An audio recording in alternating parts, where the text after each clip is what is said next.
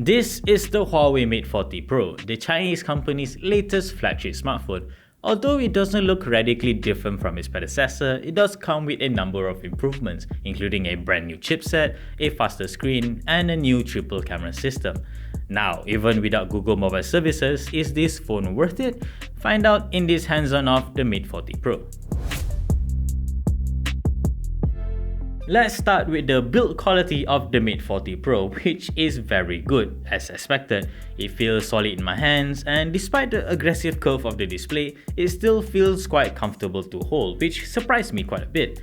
I also love the fact that it has very good palm rejection, so my palm is not accidentally activating anything on the screen. Speaking of the display, it is a nice and vibrant 6.76-inch 1080p OLED screen with a fast 90Hz refresh rate. Now, it would have been great if it came with a higher 120Hz refresh rate, but it's not like you would be able to see the difference between a 90Hz panel and a 120Hz screen unless you're comparing them side by side, so it's not really that big of a deal. Plus, the 90Hz display of the Mate 40 Pro would not consume as much power as a 120Hz panel, so this paired with the 4400 mAh battery of the phone will ensure that you can get long battery life. While we're on the topic of the battery, it's worth noting that the Mate 40 Pro supports 66W fast charging. If you want to charge it wirelessly instead, it can do 50W, which is really quite impressive.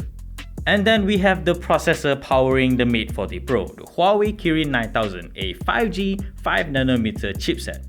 Although Huawei did not give us any performance figures of the Kirin 9000, it does feel very fast and zippy, so chances are you will get a very good level of performance out of this chip. Next, we have probably the biggest talking point of any flagship Huawei device, the camera. The Mate 40 Pro sports a triple camera system made out of a 50MP ultra vision primary sensor, a 20MP ultra wide angle shooter, and a 12MP periscope telephoto lens. There is also a laser autofocus system to lock in focus quicker and more accurately. So how is it like shooting with the Mate 40 Pro? Well, as expected, it's a very good camera system.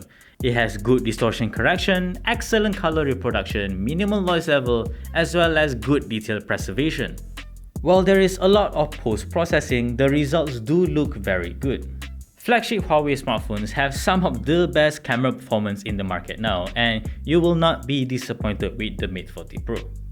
Overall, the Mate 40 Pro is an impressive flagship smartphone, but the lack of Google mobile services has to be mentioned here. Because it doesn't ship with Google services, some apps that you often use on an Android device may not be available on the Mate 40 Pro. To address this, Huawei is actively adding more apps to the app gallery so that it will be a good alternative to the Google Play Store. In fact, according to the company, over 90% of Malaysians' most frequently used apps are actually available there. But whether or not the lack of Google mobile services would be enough to not consider the Huawei Mate 40 Pro, we can only answer this once we have the device in for review.